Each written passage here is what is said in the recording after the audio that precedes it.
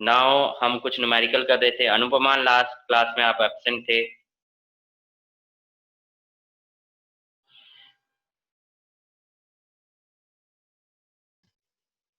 Sir class last में start हुई थी ना, मतलब 4:30 पे। हाँ, तो उसी टाइम पे ही होती पता है नहीं सर। चला सर, मेरे को पता नहीं चला। बाद में देखा कि 4:30 पे क्लास स्टार्ट हुआ है। चलिए, तो लास्ट क्लास में हम न्यूमेरिकल कर रहे थे और मैंने यशस्वी को बोला था कि आप कॉम्बिनेशन ऑफ एरर करके आना। यशस्वी, किया आपने कॉम्बिनेशन ऑफ एरर?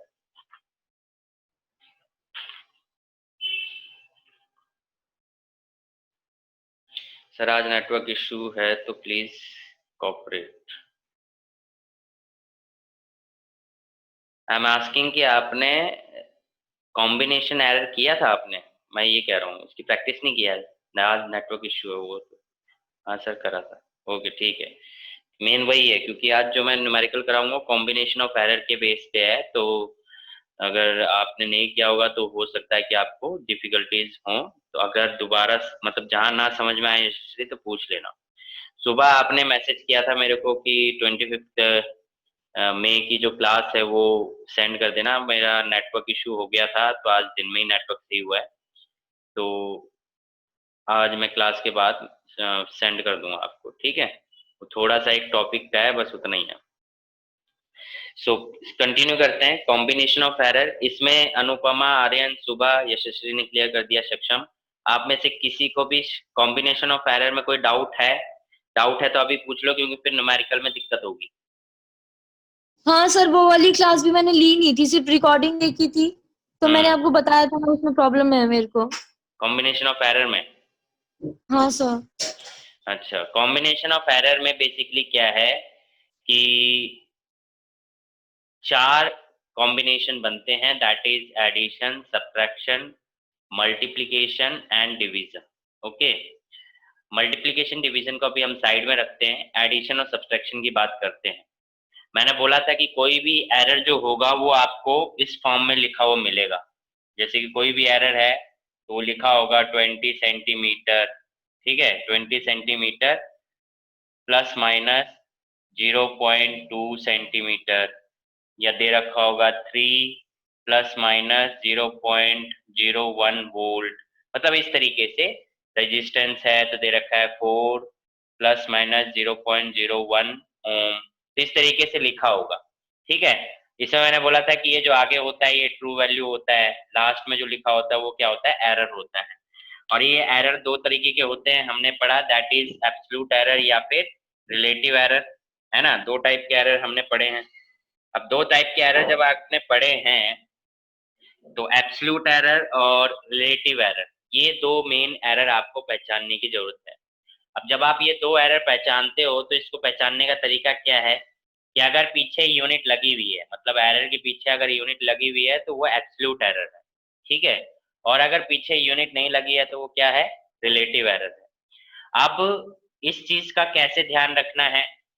देखो, रिलेटिव एरर का फॉर्मूला हमेशा आप याद रखोगे, दैट इज डेल्टा अपॉन में ट्रू वैल्यू, यानी कि एब्सोल्यूट एरर अपॉन में ट्रू वैल्यू। अब ये कुछ भी हो सकता है, जैसे मैंने ए दिया है तो ये बन जाएगा डेल्टा ए अपॉन में ए सिंबल, यानी कि एब्सोल्यूट एरर अपॉन में ट्रू वैल्यू। जैसे ये बी वैल्यू दे रखी है तो रिलेटिव एरर का फॉर्मूला बन जाएगा डेल्टा बी अपॉन में बी। जैसे ये रेजिस्टेंस दे रखा है तो फॉर्मूला बन जाएगा डेल्टा आर अपॉन में आर।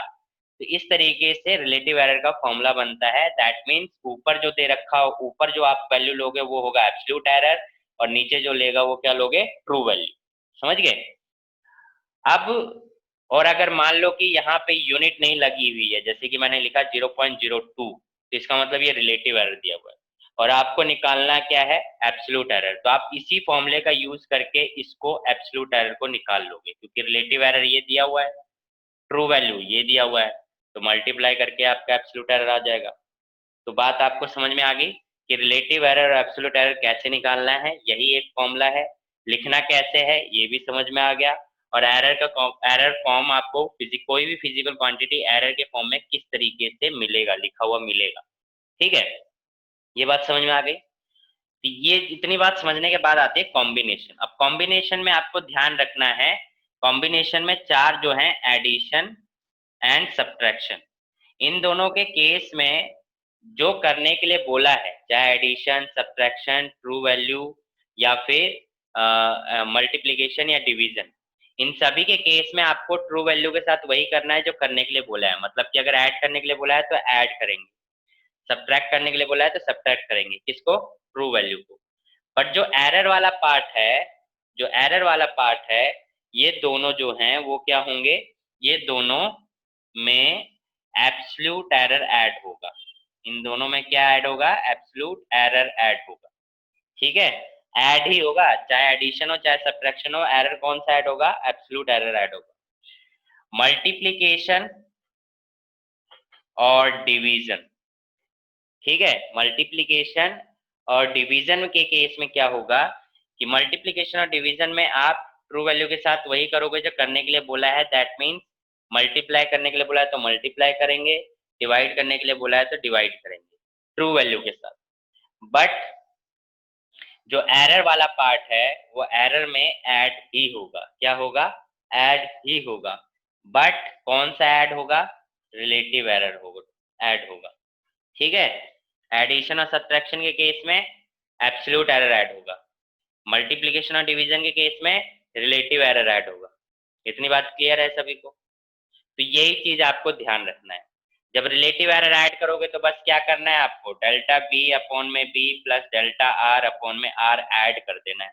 या तो आपको इसकी डायरेक्ट वैल्यू पता होगी या फिर आपको एब्सोल्यूट एरर और ट्रू वैल्यू दे रखा होगा तो उसके बेस पे रिलेटिव एरर निकाल के ऐड कर दोगे। आपको फॉर्मूला पता है, ठीक है?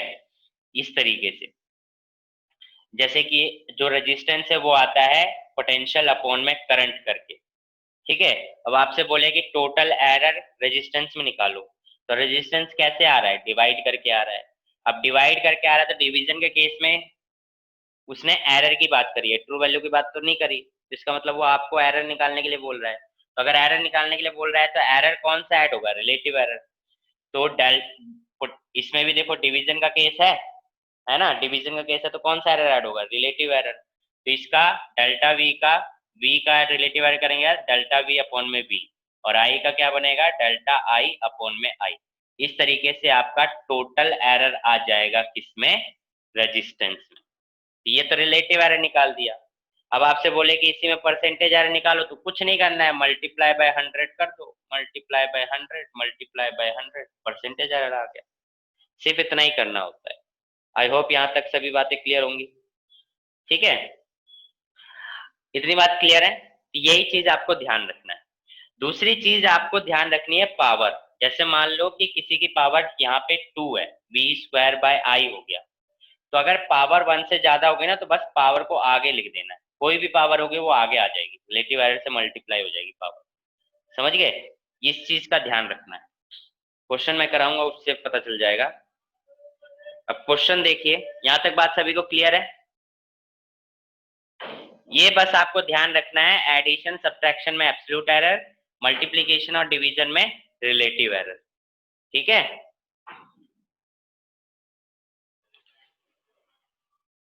किसी को कोई डाउट? चलिए फिर क्वेश्चन की तरफ आगे बढ़ते हैं। क्वेश्चन की तरफ आगे बढ़ेंगे, लिखते चलेंगे क्वेश्चन साथ में, ठीक है? ये लास्ट टॉपिक ही रह रहा था न्यूमेरिकल कॉन्सेप्ट समझाने के लिए। क्वेश्चन है two resistance R1 and R2। ठीक है, क्वेश्चन क्या दे रखा है?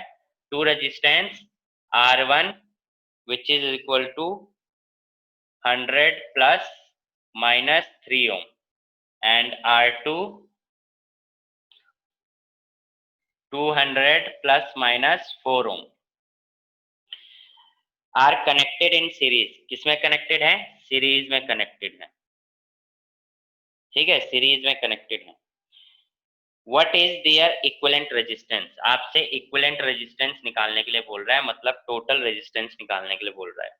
अब एक बात बताइए, सीरीज में टोटल रेजिस्टेंस कैसे निकलता है? कोई बता सकता है?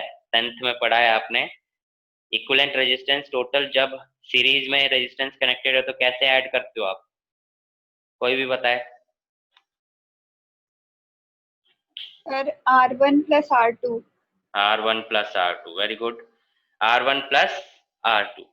तो R1 प्लस R2 करेंगे तो देखिए सॉल्यूशन में हमने कर दिया R1 प्लस R2 जो कि क्या है हमारा R इक्विवेलेंट। अब R1 प्लस R2 मतलब कौन सा केस हो गया? एडिशन का केस हो गया। एडिशन का केस हो गया, इसका मतलब क्या हो गया? हमें ट्रू वैल्यू के साथ वही करना है जो करने के लिए बोला है। तो ट्रू वैल्यू हमारी क्या है? 100 और 200 ऐड करोगे तो कितना हो जाएगा? 300 प्लस माइनस। अब एडिशन का केस है तो कौन सा एरर ऐड करते हैं? बताइए जल्दी, कौन सा एरर ऐड करते हैं?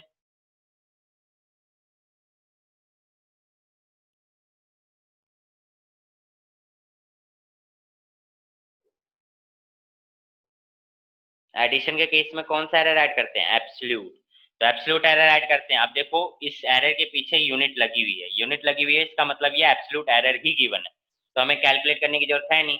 सिंपल 3 और 4 को ऐड करके कितना बन गया? 7 ओम। तो यानी कि आपका आंसर क्या आ गया? 300 plus minus 7 ohm is the answer. समझे? तो इस तरीके से करना होता है। क्लियर है? समझ में आ गया होगा। चलिए एक क्वेश्चन और देते हैं। नेक्स्ट क्वेश्चन देखिए। नेक्स्ट क्वेश्चन में क्या कह रहा है? द रेजिस्टेंस, या तो ये गिवन है, जो रेजिस्टेंस है वो जो निकलता है वो इस तरीके से निकलता है V बाई आई करके। ठीक है। वेयर, वेयर क्या है? उसने V की वैल्यू दे रखी है, V की वैल्यू यानी पोटेंशियल की वैल्यू दे रखी है, दैट इज 100 प्लस माइनस 5 वोल्ट। ठीक है। और करंट की भी वैल्यू दे रखी है, करंट की भी वैल्यू दे रखी है 10 प्लस माइनस 0.2 एम्पियर। ठीक है, 10 plus minus 0.2 ampere. Find the percentage error in are, percentage error in are निकालना है, परसेंटेज एरर इन आर। तो ये तो आप मेरे को करके दिखाइए, 2 मिनट देता हूँ, छोटा सा है, फॉर्मूला बनाना है, वैल्यू पुट करनी है और सॉल्व कर देना है। फटाफट करेंगे, देखता हूँ किसका जल्दी आंसर आता है। You have to.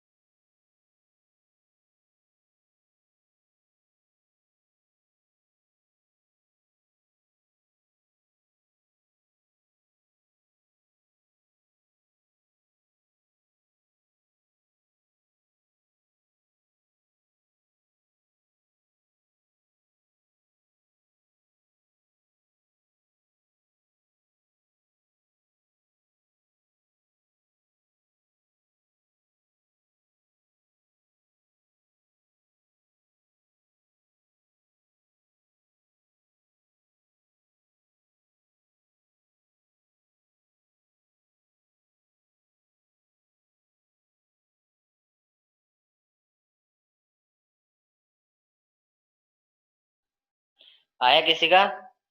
या मैं करूं सॉल्व? हो रहा है किसी का?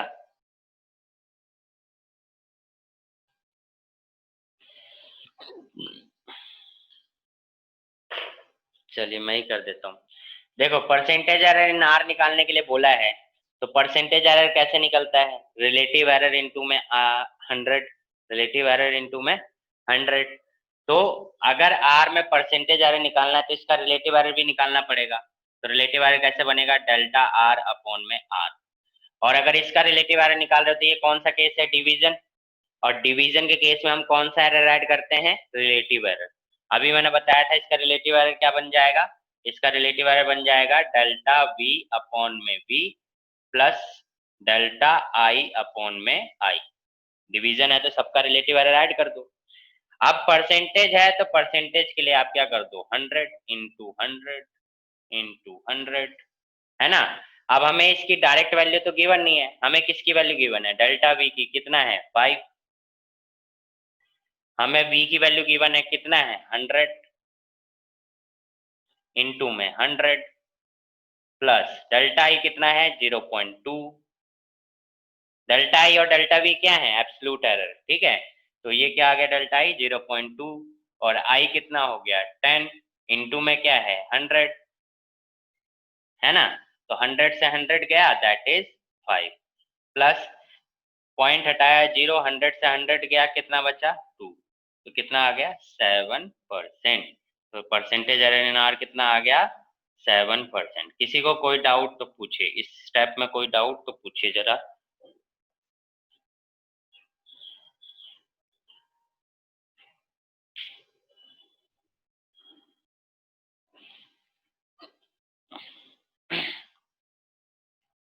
सुबह यशस्वी समझ में आया?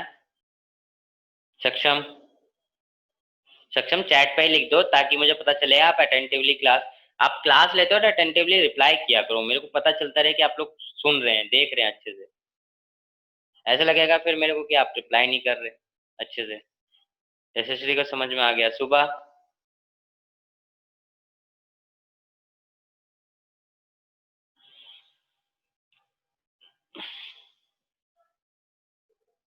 एंड सक्षम?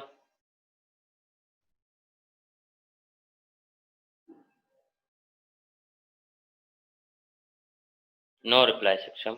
सक्षम?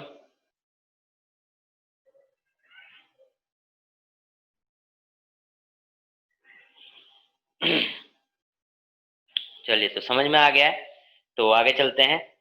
दैट इज, इतनी बात समझ में आ गई है, अगले क्वेश्चन की तरफ बढ़ते हैं। अब ये अगर आप समझ गए हो तो बहुत अच्छी बात है ना।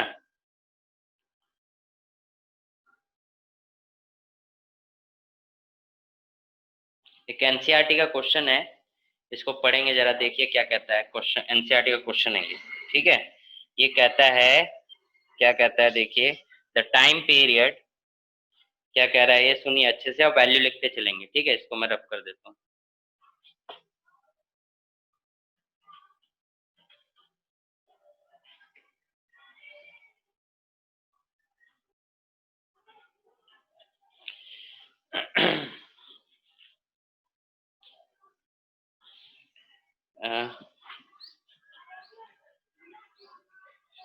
क्या कह रहा है देखिए, the period of oscillation of a simple pendulum is, जो पीरियड ऑफ ऑसिलेशन है वो दे रखा है t is equal to 2π√L/g, ये दे रखा है, ठीक है।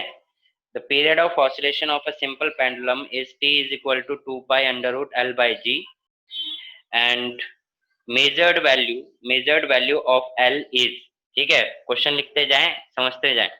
Measured value of L is 20 centimeter, known to 1 mm accuracy, and time for 100 oscillation, यानी कि L का जो मेजर्ड वैल्यू है वो 20 सेंटीमीटर है, और एक्यूरेसी जो दे रखा है इसमें, अब एक्यूरेसी मैंने समझाया, एक्यूरेसी मतलब एरर, ठीक है। फिर आगे बोल रहा है accuracy and the time for 100 oscillations of the pendulum is found to be 90 second. Time जो फाइंड किया गया वो कितना फाइंड किया गया है? 90 second. Is using a wrist watch of 1 second resolution. Resolution कितना दे रखा है? 1 सेकेंड रेजोल्यूशन दे रखा है। अब देखिए मैंने दो टर्म समझाई थी, that is accuracy and resolution. जब भी मैंने बोला है कि जब भी एक्यूरेसी और रेजोल्यूशन की बात हो, दोनों का मतलब ही एरर है। दोनों का मतलब क्या है? एरर ही है। मतलब कि आप दोनों का मतलब एरर समझ सकते हैं, ठीक है। और अगर पीछे यूनिट लिखी है तो इसका मतलब वो एब्सोल्यूट एरर ही गिवन है। अब क्वेश्चन में बोल रहा है कि टाइम पीरियड का फॉर्मूला ये है, लेंथ की मेजर्ड वैल्यू 20 सेंटीमीटर है, जिसमें एक्यूरेसी 1 mm है, 1 मिलीमीटर, और वहीं 100 ऑसिलेशन के लिए जो टाइम पीरियड यानी टाइम मेजर किया गया वो 90 सेकेंड है, जिसमें रेजोल्यूशन कितना दे रखा है? 1 सेकेंड, ठीक है। ये क्वेश्चन है। आगे क्या बोल रहा है? What is the accuracy in the determination of g. What is the accuracy in the determination of g. Accuracy found करने के लिए बोल रहा है, तो एक्यूरेसी फाइंड करने के लिए बोल रहा है, इसका मतलब वो क्या फाइंड करने के लिए बोल रहा है? एरर फाइंड करने के लिए बोल रहा है ना। एरर फाइंड करने के लिए बोल रहा है। नाउ केस इज कि 4 कॉम्बिनेशन पढ़े, 4 कॉम्बिनेशन में आपने पढ़ा addition, subtraction, multiplication and division. जोन सा केस बनेगा हम वही एरर को ऐड कर सकते हैं, उसके अलावा कुछ नहीं कर सकते। तो यहाँ पे अगर आप देखोगे जी के लिए बोला है ना उसने, जी के लिए एक्यूरेसी निकालना, तो पहले जी के लिए फॉर्मूले को सॉल्व करते हैं। ये 2 पाई इधर जाएगा तो t अपॉन में 2 pi is equal to under root l by g, है ना। अंडर रूट इधर से हटाएंगे तो इधर स्क्वायर आ जाएगा और ये आ जाएगा 4 pi square is equal to l by g. G इधर जाएगा तो क्या आ जाएगा एल अपॉन में टी स्क्वायर इंटू में 4 पाई स्क्वायर, यही बनेगा, है ना। सॉल्व करके यही बना, तो क्या बन गया जी is equal to L upon में जी स्क्वायर, सॉरी टी स्क्वायर। ये फॉर्मूला बना जी के लिए। अब ये बताओ कि ये क्या मल्टीप्लाई है, डिवीजन है, एडिशन है, सब्ट्रैक्शन? साफ साफ दिख रहा है मल्टीप्लिकेशन डिवीजन का केस है। और जब भी मल्टीप्लिकेशन डिवीजन का केस होता है तो हम कौन सा एरर ऐड करते हैं? हम एरर ऐड करते हैं रिलेटिव एरर। मल्टीप्लिकेशन डिवीजन के केस में कौन सा एरर ऐड करते हैं? Relative error. यानी कि अगर वो जी में एक्यूरेसी फाइंड करने के लिए बोल रहा है, तो अगर हमें एक्यूरेसी में एरर निकालना है तो अकॉर्डिंग टू फॉर्मूला हमारा जी में कौन सा एरर निकलेगा? रिलेटिव एरर निकलेगा। वो अलग बात है कि उसके बाद हम एब्सोल्यूट भी निकाल सकते हैं, पर हम सिंपल कैलकुलेशन ये पहले जो करेंगे उस पे बेस पे पहले रिलेटिव एरर ही निकलेगा, एब्सोल्यूट नहीं निकल सकता, क्योंकि ये क्या केस है? डिवीजन का केस है। तो हमें पहले रिलेटिव एरर निकालना पड़ेगा, देन हम उसके बाद जो बात की केस है, तो पहले हम एरर निकालने की बात हुई है तो एरर निकालेंगे, और डिवीजन का केस है तो कौन सा एरर निकालेंगे? रिलेटिव एरर निकालेंगे। ओके, अब रिलेटिव एरर निकालेंगे तो रिलेटिव एरर के लिए फॉर्मूला बनना चाहिए, है ना। उसने एक्यूरेसी निकालने के लिए बोला है तो रिलेटिव एरर के लिए क्या होना चाहिए? फॉर्मूला होना चाहिए। फॉर्मूला बनाओगे तो क्या बनेगा? डेल्टा जी अपॉन में जी, यही फॉर्मूला होता है रिलेटिव एरर का। एल है तो क्या बन जाएगा? डेल्टा एल अपॉन में एल, प्लस टी है तो क्या बन जाएगा? डेल्टा टी अपॉन में टी। और मैंने बोला था कि अगर पावर होगी, किसी की भी पावर होगी, तो वो पावर क्या हो जाएगी? आगे आ जाएगी। तो टी का स्क्वायर है तो क्या हो जाएगा? 2 आगे आ गया। क्या आ गया? 2 आगे आ गया। सिंपल सी बात समझ में आई। अब आप देखिए क्या क्या वैल्यू हमें पता है, क्या क्या वैल्यू हमें पता है, ठीक है। वैल्यू अगर हम देखेंगे तो डेल्टा एल यानी कि एब्सोल्यूट एरर, एब्सोल्यूट एरर मतलब 1 mm, 1 mm मतलब कितना होता है? 1 mm मतलब कितना होता है? कोई मुझे बताएगा? ये सेंटीमीटर में है, 1 मिलीमीटर को मैं सेंटीमीटर में करना चाहूँ तो अगर आप देखो इसको मैं 1 मिलीमीटर, मिलीमीटर मतलब 10⁻³ मीटर, ठीक है। एल की वैल्यू कितनी है? 20 सेंटीमीटर। 20 सेंटीमीटर मतलब कितना हो गया? 20 इंटू 10⁻² मीटर। तो मीटर से मीटर गया, और 10⁻² से -3 गया तो कितना बचा? -1, है ना, -1। तो आप इसको देखोगे, पहले तो अभी इतना ही देख लो, अभी इतना ही देख लो, मीटर से मीटर चला गया।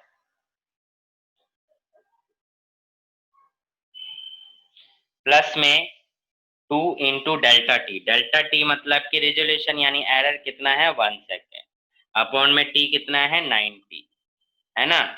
अब आप देखो इसको सॉल्व करोगे तो कितना बचेगा? 10⁻⁻1, 10⁻⁻1 मतलब 0.1 अपॉन में 20 प्लस 2 अपॉन में 90।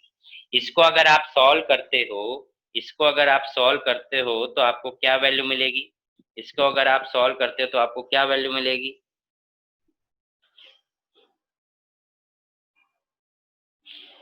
0.1 यानी 1 अपॉन में 200, 1 अपॉन में 200 क्या आता है? 0.005, क्या आएगा? 0.005। इसको सॉल्व करने पे तो मैं इधर सॉल्व कर दे रहा हूँ, ठीक है। तो डेल्टा जी अपॉन में जी इज इक्वल टू 0.005, समझे। प्लस में इसको सॉल्व करोगे तो क्या मिलेगा? इसको सॉल्व करोगे तो आपको मिलेगा 0.02, ठीक है, 0.022 आएगा, 0.022 आएगा, ठीक है। ये आएगा। सॉल्व करने पे कितना आ गया? सॉल्व करने पे आ गया 25, 0.25 कितना आ गया? 0.25, समझे। इस तरीके से आप ले सकते हो। एक ये तरीका है, दूसरा तरीका क्या कर सकते हैं, आप देखो, आप देख रहे हो यहाँ पे कैलकुलेशन थोड़ी टफ होती जा रही है। क्या होती जा रही है? कैलकुलेशन टफ होती जा रही है। एनसीईआरटी का ये एग्जाम्पल है। क्या है ये? एनसीईआरटी का एग्जाम्पल है। अब एनसीईआरटी के एग्जाम्पल में अगर आप सॉल्यूशन देखोगे तो वो क्या कर रखा होगा, वो अलग आपको इसलिए लगेगा क्योंकि क्या है, उसने यहाँ पे, मैंने रिलेटिव एरर निकालना है, उसने क्या कर दिया, डायरेक्ट परसेंटेज एरर निकाल दिया। एक्यूरेसी के लिए क्या कर दिया उसने, परसेंटेज एरर निकाल दिया। तो मतलब उसने 100 इधर भी मल्टीप्लाई कर दिया और इधर भी 100 मल्टीप्लाई कर दिया, इधर भी 100 मल्टीप्लाई कर दिया, इधर भी 100 मल्टीप्लाई कर दिया। ठीक है, तो सॉल्व करने पे 100 इंटू 100, तो सॉल्व करने पे उसका आंसर जो आ रहा होगा वो क्या आ रहा होगा, ये आएगा 0.5 प्लस इसको सॉल्व करने पे आएगा 2.22। क्या आएगा? 2.22। ठीक है, ध्यान रखेंगे कितना आएगा, 2.22। तो 100 प्लस करने पे कितना आ जाएगा, 2.72 प्लस कितने पे कितना आ जाएगा, 2.72%। ये आंसर आ जाएगा परसेंटेज एरर के केस में। इसमें कोई दिक्कत तो बताइए, इसमें कोई दिक्कत तो बताइए आप। ये इंपॉर्टेंट क्वेश्चन है, इसके अलावा एग्जाम में तो कोई और क्वेश्चन तो आना नहीं है।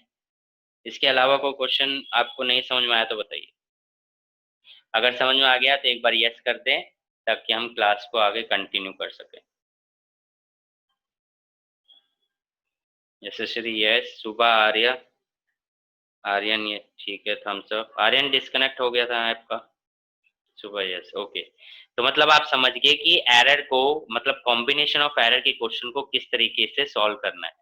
मेरा मकसद यही था कि आप कॉम्बिनेशन ऑफ एरर को किस तरीके से सॉल्व करना है वो चीज समझ जाएं, मेन यही। अब इसके अलावा इस चैप्टर में कुछ नहीं बचा है। इस चैप्टर से लेकर जितने भी क्वेश्चन थे, न्यूमेरिकल थे, वो मैंने सॉल्व करा दिए हैं।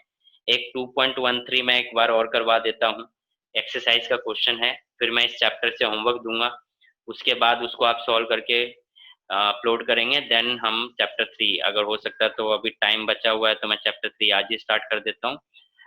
उसके बाद अगर आपके डाउट है तो पहले डाउट भी ले लूंगा। ठीक है, तो पहले एक क्वेश्चन ले लेते हैं, एक्सरसाइज का क्वेश्चन है, इसका स्क्रीनशॉट लेना है तो स्क्रीनशॉट ले लीजिए, अदरवाइज एनसीईआरटी के ये एग्जाम्पल में है जिसमें सॉल्यूशन भी है। एनसीईआरटी के एग्जाम्पल मैं इसलिए करवाता हूँ क्योंकि सीबीएसई के अकॉर्डिंग जो पेपर आता है, मतलब सीबीएसई जो पेपर भेजती है क्वेश्चन पेपर, उसमें मोस्टली एग्जाम्पल्स होते हैं और एक्सरसाइज के क्वेश्चन होते हैं।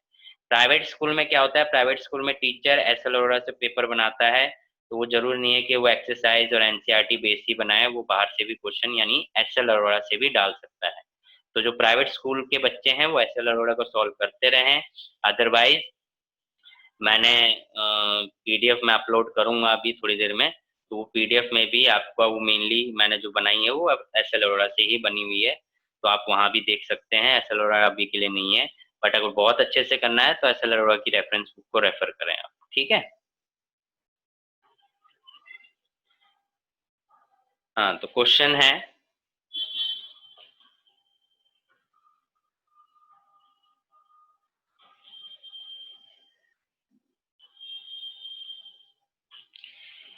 क्वेश्चन क्या कह रहा है, क्वेश्चन कह रहा है कि a physical quantity P is related to 4 observation A, B, C, D as follows। यानी कि एक फिजिकल रिलेशन दे रखा है, that is P is equal to A की क्यूब, A का क्यूब, B का स्क्वायर अपॉन में A का क्यूब, B का स्क्वायर अपॉन में अंडर रूट सी डी। ठीक है, ये दे रखा है आपको, अंडर रूट सी डी, ये रिलेशन दे रखा है। और फिर आगे क्या बोल रहा है, the percentage error of measurement in a b c and d are. ए में परसेंटेज एरर दे रखा है 1%, बी में परसेंटेज एरर दे रखा है 3%, सी में दे रखा है 4% और डी में दे रखा है 2%। और आपसे बोल रहा है what is the percentage error in the quantity p। p में परसेंटेज एरर निकालना है। तो चलिए, अभी मैंने एक क्वेश्चन कराया है, इसको करके दिखाइए, फिर मैं देखता हूँ कैसे आंसर क्या आता है आपका। जल्दी से करके दिखाएंगे। फॉर्मूला दे रखा है ए का क्यूब बी का स्क्वायर अपॉन में अंडर रूट सी डी, और percentage error a b c d में दे रखा है, आपको टोटल परसेंटेज एरर पी में निकालना है। तो चलिए बनाइए फॉर्मूला और करिए सॉल्व।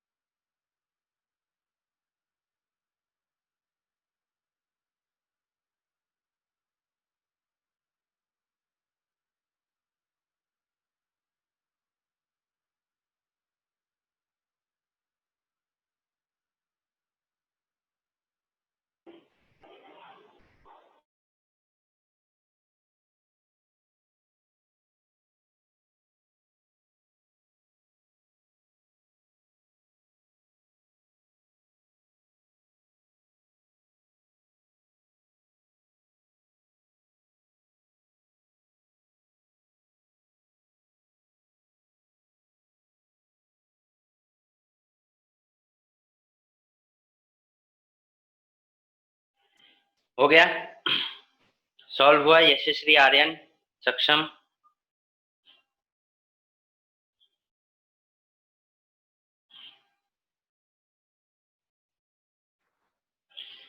देखिए कैसे करेंगे, पी में परसेंटेज एरर निकालने, अब चेक करना आपने जो किया है, पी में परसेंटेज एरर निकालना है। तो पी में परसेंटेज एरर निकालने के लिए फॉर्मूला क्या बनेगा, डेल्टा पी अपॉन में पी इंटू में 100 इज इक्वल टू, आप देख रहे हो मल्टीप्लीकेशन और डिवीजन है, ना ऐड हो रहा है ना माइनस, यानी कि आप कौन सा एरर ऐड करेंगे, रिलेटिव एरर। तो रिलेटिव एरर का फॉर्मूला बना लो, डेल्टा ए अपॉन में a plus delta b upon में b plus delta c upon में c plus delta d upon में डी, और परसेंटेज है तो इनटू में क्या हो जाएगा 100, इनटू में 100, इनटू में 100, इनटू में 100, है ना। और पावर्स है तो पावर आगे मल्टीप्लाई होंगी 2। अब अंडर रूट है, सी का अंडर रूट है, इसका मतलब क्या हुआ, पावर हाफ, तो हाफ रख दिया, और इधर तो कोई पावर ही नहीं है। तो आप देखोगे ए का परसेंटेज एरर कितना दिया हुआ है 1%, तो 3 इंटू 1%। 2 का परसेंटेज एरर कितना दिया हुआ है, 2 का परसेंटेज दिया हुआ है 3%। सी का परसेंटेज एरर कितना दिया है 4%, तो यानी 1/2 4%। डी का परसेंटेज एरर कितना दे रखा है 2%। अब आप कह रहे हो सर आपने डायरेक्ट वैल्यू पुट कर दी, डायरेक्ट वैल्यू इसलिए पुट करी क्योंकि ये पूरा फॉर्मूला जो delta A bye A into 100 जो है परसेंटेज एरर को ही शो कर रहा है, तो इसमें हमने परसेंटेज एरर की वैल्यू पुट कर दी। Delta b by b into 100 percentage error की वैल्यू दे रखी है, तो जब वैल्यू दे रखी है तो अलग अलग पुट करने की जरूरत ही नहीं है, और वैसे भी हमारे पास अलग अलग वैल्यू नहीं है, तो इसलिए हमने वैल्यू पुट करी। कितना बना 3%, 6%, 2% प्लस 2%, तो कितना आ गया 13%। तो ये परसेंटेज एरर आया। किसका किसका सही आया, किसका